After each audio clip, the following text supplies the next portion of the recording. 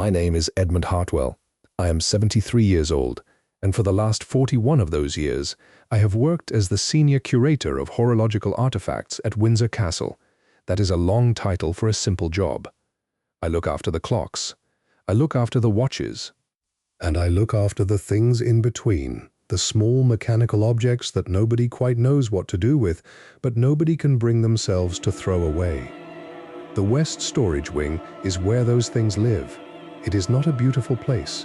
The walls are pale grey, the floor is concrete with a soft rubber overlay, and the lighting is kept low and yellow to protect the older lacquers. There are no windows. The temperature stays at 18 degrees year-round, and the humidity is held at a steady 45%. I know these numbers because I check them every morning, and I have checked them every morning since 1985. That Tuesday in May began the way most of my Tuesdays begin. I made my tea in the small kitchenette at the end of the corridor. I unlocked the wing at 8:30. I sat at my workbench, took out my loop, and began the day's work, which was the slow cataloguing of a shelf of broken pocket watches from the long reign of King George III. Most of them would never run again. That was not the point. The point was to know what we had and to write it down, so that someone after me would know what we had and write it down again.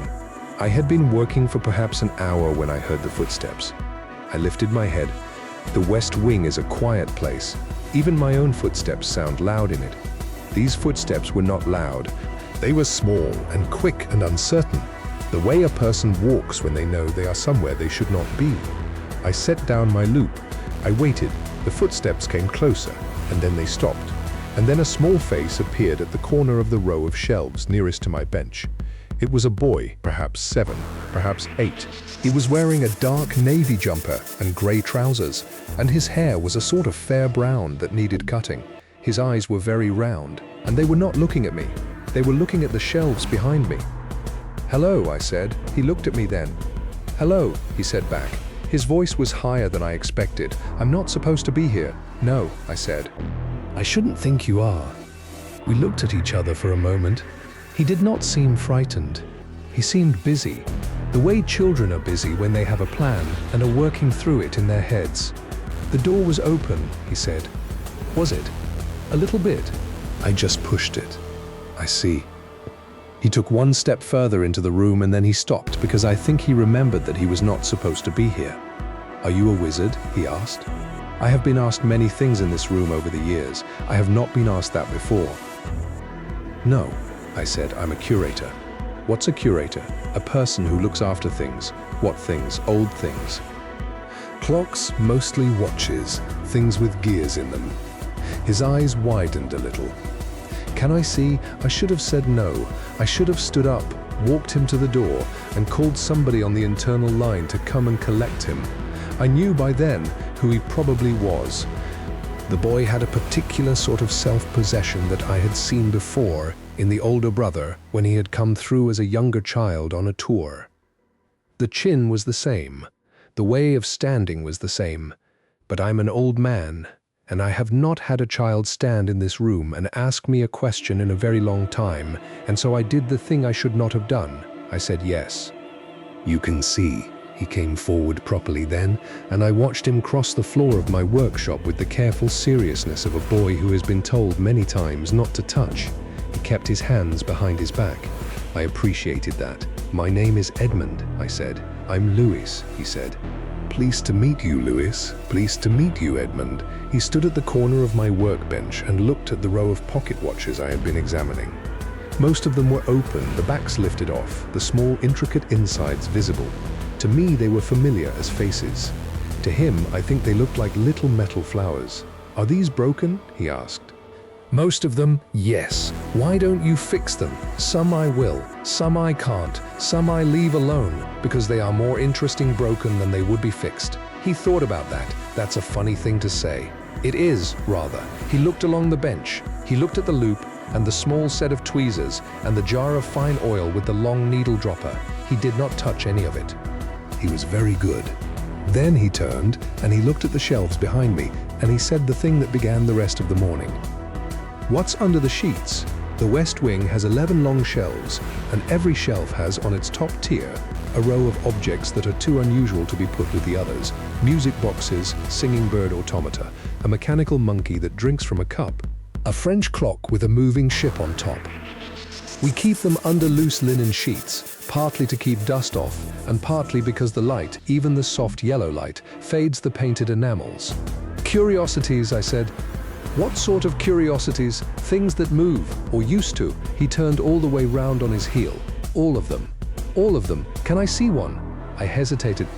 The objects on those shelves are not, on the whole, things that should be handled. Some of them are uninsured. One of them, the French clock with the ship, is worth more than my pension.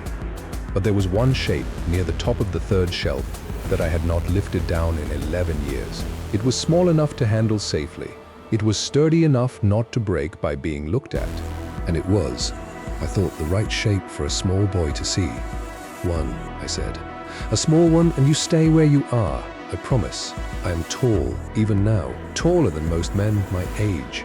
I did not need a stool. I reached up, set my hand on the linen, and lifted the cloth away. What I brought down was a brass cage, perhaps 12 inches tall and 8 across, with thin vertical bars and a domed top. The brass was darkened with age, almost the color of old honey. Inside the cage, on a small wooden perch, sat a bird. The bird was about the size of a real sparrow, but it was made of metal. Its body was enameled in pale blue and white, with tiny feathers picked out in gold leaf along the wings. Its beak was open, just slightly. Its head was tilted, as if it had been listening for something at the moment someone had stopped winding it. I set the cage down on the bench, gently, in the clear space beside the watches. Louis did not speak. He came one step closer, and then he stopped, and he looked at the bird in a way that I have not been looked at by anybody in a very long time. It was the way you look at a thing when you have decided it is important. After a long moment, he whispered, "Is it dead?" I have been asked many questions in this room. That one I had not been asked before either. "No," I said, "it's only sleeping." He looked at me, and then back at the bird, and I could see him trying to decide whether to believe me. "How long has it been sleeping?" "A long time. 150 years, perhaps more. That's longer than my granny." "Yes," I said, considerably. "Can you wake it up?" That was the question I had been hoping he would not ask. It was the question I had not asked myself in a long time, because the answer was complicated, and the complicated answer is that I did not know. I sat down on my stool, so that my face was at the same height as his. "Louis," I said, "do you know how a clock works?" He thought. "It ticks," he said. "Yes. Anything else? It has hands and numbers. And what makes it tick?" He shook his head. I pulled one of the broken pocket watches towards us. It was an old one, the case lifted off, the insides showing. I pointed to the coiled spring at its center. "This is called a mainspring," I said. "When you wind a clock with a key, you're coiling this up tight. And then, very slowly, it lets itself uncoil again. As it uncoils, it makes everything else move. The hands, the gears, all of it." He bent down to look. "Like a wind-up car," he said. "Exactly like a wind-up car. The first wind-up cars worked the same way as this watch. Oh, now, the trouble is, if the mainspring let itself uncoil all at once, the clock would go," I clicked my fingers, "like that, and the hands would spin round at 100 miles an hour, and it would be no use to anyone. That would be funny, though. It would be very funny, but not useful. So inside every clock, there is a clever little piece called the escapement." "The what?" "The escapement. The escapement." I paused. I considered correcting him. I did not correct him. "Yes," I said, "the escapement. It is a small piece of metal that goes back and forth, and every time it goes back and forth, it lets one tiny little bit of the mainspring's energy escape. One tick at a time. That's where the tick comes from. That's exactly where the tick comes from." He looked very pleased with himself. I went on. "Now, the bird here has all the same parts, a mainspring, gears, an escapement.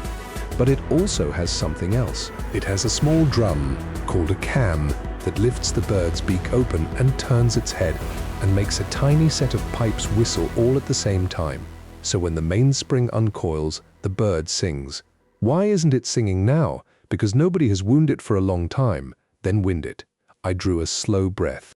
"I can't, Louis." "Why not?" "Because it is very old, and the mainspring may have rusted. And if I turn the key the wrong way, or too quickly, or too far, I might break it. And if I break it, I cannot put it right again. Nobody can. There are perhaps 4 men in England who would even try, and 3 of them are older than I am. He took this in. So you just leave it asleep. I leave it asleep forever, for now. He was quiet for a long time after that. He looked at the bird, and the bird looked at nothing, with its head tilted and its beak just open. I thought, looking at him, that I had perhaps disappointed him, and that he would shortly grow bored and want to leave, and that I would walk him to the door, and the morning would be over, but he did not grow bored. He stepped closer to the cage, and he bent down until his nose was almost touching the brass bars. And he looked at the bird as if he had never looked at anything so carefully in his life. While he looked, I turned away to the small drawer at the side of my bench. I do not know, even now, why I opened it. I had not opened it for 11 years. The drawer was where I kept the keys. Inside, in a velvet-lined tray, were perhaps 40 small keys of different shapes and sizes.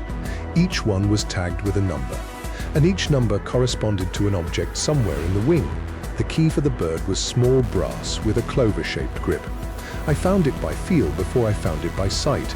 I lifted it out and held it in the palm of my hand. I do not know why I did that either. I had said I would not win the bird. I think perhaps I wanted only to hold the key. I turned back to the bench, and as I turned, Louis said, "Edmund, there's writing." "What?" "Under the wing. There's writing." I came closer. He pointed, and I bent down, and I followed the line of his finger with my eyes. And at first, I could not see what he meant. "I need the magnifier," I said. I reached for the loop and brought it down to where his finger pointed. I had to angle the bird's body very slightly, lifting the small enamel wing on the right side of its breast away from the body, just by a hair, the way the original maker had hinged it. And there underneath, in copperplate engraving so fine that I could not have read it without the lens, were 5 words. "For dearest Alice, from Papa." And under that, a date 1861. I stood very still. I did not say anything. I had handled this bird on and off for 40 years. I had taken it down for inventory. I had photographed it for the records in 1992. I had written its catalogue card by my own hand. I had never, in all that time, lifted the wing. It had not occurred to me to lift the wing. "Edmund?" I could hear Louis from a long way off. "Edmund, what does it say?" I lowered the loop. "It says," I told him very slowly, "for dearest Alice from Papa, 1861. "Who's Alice?" I sat down on my stool. I needed to sit down. "Alice," I said, "was a little girl. A very long time ago. She was a princess. She was Queen Victoria's granddaughter, and she lived in this castle. Sometimes, when she was small. Like me, yes, like you. Where is she now?" I looked at him, and I thought about how to answer. I had not lied to him yet that morning, and I did not want to begin. "She died, Louis," I said, "when she was a very small girl. Only 4 years old." He looked at the bird. "That's sad." "Yes, it is." Who was Papa? This, I thought, was the harder thing to say. Papa was her grandfather. His name was Albert. He gave her this bird in the year 1861 because she was poorly, and he thought it might make her better. He was very ill himself at the time. He died at the end of that same year. Louis did not speak. He stood by the bench, and he looked at the bird, and I watched him work it out.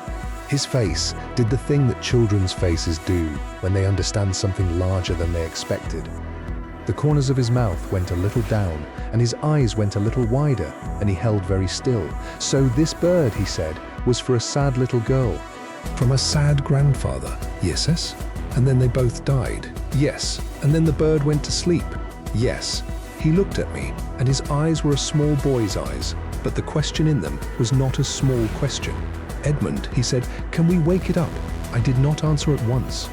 I sat on my stool, and I looked at the bird, and I looked at the brass key in my palm, and I looked at the boy, and I thought about the 41 years I had spent in this room, and the 11 years since I had last opened the drawer. I thought about Alice, who had been 4 years old and ill, and her grandfather Albert, who had given her a singing bird in his last year of life, in the hope that it might call her back to herself. I thought about how the bird had outlived them both.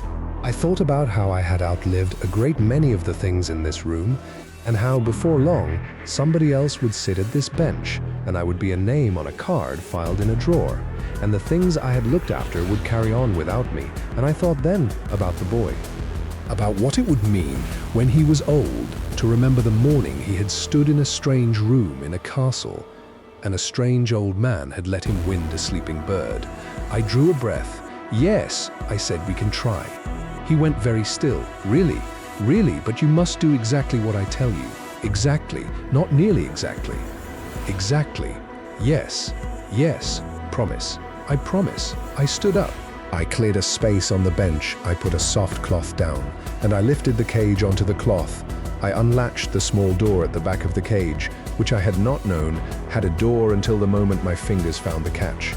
The keyhole, when I located it, was set into the base of the perch, hidden under the bird's tail. I held the key out to Louis. "You're going to hold this," I said.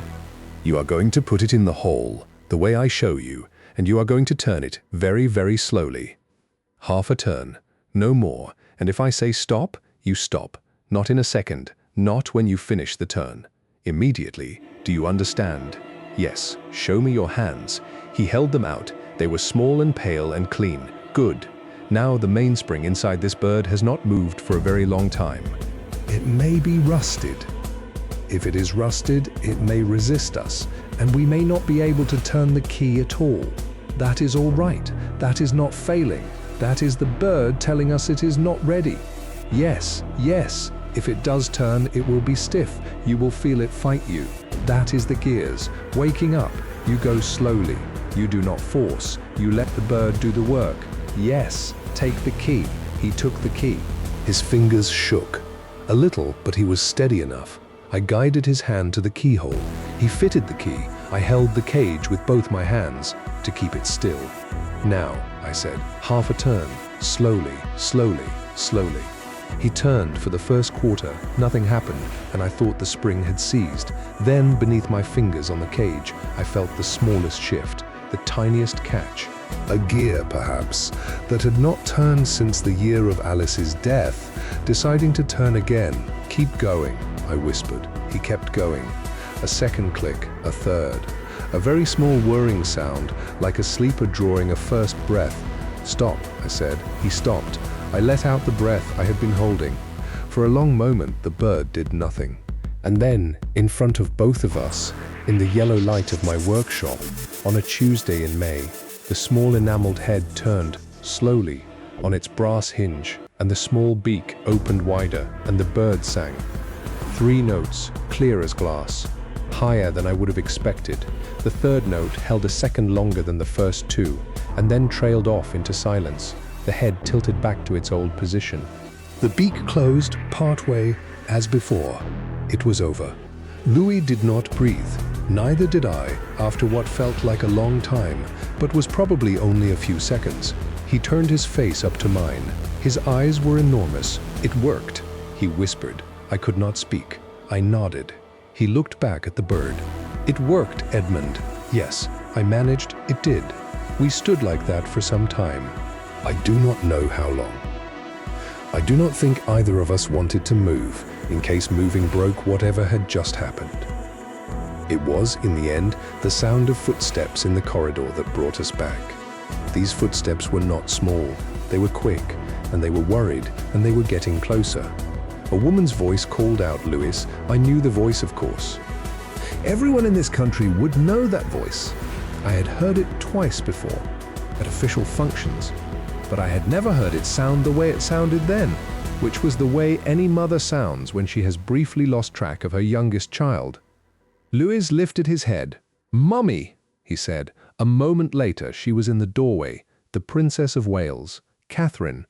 She was in a pale blue jacket and dark trousers, and her hair was caught back, and her face when she saw him went from frightened to relieved to gently exasperated in the space of one breath. "Louis," she said. "We've been looking everywhere. Mummy, look. You can't just walk off, darling. You know that, you know. Mummy, look." She came into the room properly then, and she saw me, and her face changed again into the careful, polite face of a person meeting a stranger in an unexpected place. I stood up. "Ma'am," I said. Edmund Hartwell, Senior Curator, Horological Collection. Mr. Hartwell, she said, I'm so very sorry. He shouldn't be in here. It is perfectly all right, ma'am. Mummy, Louis said again, pulling at her sleeve. Mummy, look at the bird. Look, we woke it up. It was asleep for 150 years, and we woke it up. There's writing under its wing. Edmund showed me. It says, for Alice, from Papa. Alice was a little girl who died. She was only 4, and Papa was her grandfather, and he died too. And the bird had an escapement inside it. An escapement, darling. No, Mummy, an escapement, Edmund said. Didn't you, Edmund? I looked at the princess looked at me. That's right, I said. An escapement, she smiled then. It was a small, private smile, the smile of a mother who has decided, on the spot, not to correct her son in front of a stranger. Show me the bird, she said. He showed her the bird. He told her about the mainspring, and the gears and the cam that lifted the beak. He told her about Alice, and about Albert, and about the inscription under the wing. He told her how he had turned the key half a turn, very slowly, and how the bird had sung 3 notes. She crouched beside him to listen. She listened the way only certain people know how to listen, which is to say, as if there were nothing else happening in the world at that moment. When he was finished, she said, that is a very remarkable thing to have happened on a Tuesday morning. Yes, Louis said, with great seriousness. It is. She straightened up. She looked at me. Mr. Hartwell, she said. Thank you. It was my privilege, ma'am. He has been talking about this castle for weeks. He wanted to see, he said. The parts where nobody goes, I think. I said he has. She held out her hand to Louis. Come along, darling. Granny is waiting. He took her hand. He looked back once at the bird and at me. Edmund, he said, can I come back? If your mother says yes, I said you can come back. He looked up at her. She looked at me, she looked at the bird. She looked at her son. We shall see, she said, which is what a mother says when she means yes, but does not yet wish to commit. They left. I listened to their footsteps fade down the corridor, the small ones and the larger ones, together. After a while, I could not hear them anymore. I stood in the quiet of my workshop alone with the bird. I did not put the cage back on the high shelf. I carried it instead to the front of my workbench, where the light was best, and I set it down on a clean square of green felt. I covered it loosely with the linen, but I left the cage where I could see it. Then I opened my ledger. The ledger is a large leather-bound book that has been kept by the curators of this collection since 1903. Every object that comes in is entered. Every object that is restored is noted. Every object that breaks or is sold or is given away is recorded. The last entry in my hand was from 11 years ago. I uncapped my pen. I wrote the date, the 19th of May. I wrote one line, singing bird, brass cage, C186th one, inscribed beneath right wing, for dearest Alice from Papa, awakened this morning by small hands. The bird remembers. I capped the pen. I closed the ledger. I sat at my bench in the yellow light, and I looked at the cage, and after a while I found I was smiling, in a way I had not smiled in some years. I'm 73 years old. I have looked after the clocks at Windsor Castle for 41 years. I have spent a great many of those years believing quietly that the things in my care would outlast me, and that when I was gone, they would be put back on their shelves and forgotten, and that this was simply how it went. That Tuesday in May, a small boy in a navy jumper walked into my workshop through a door that had been left unlocked, and he taught me that I had been wrong. The things we make do outlast us. That much is true. But every now and again, if we are very lucky, a small hand finds them and turns a key and lets them sing again, and the bird remembers. And so for a little while longer, do we.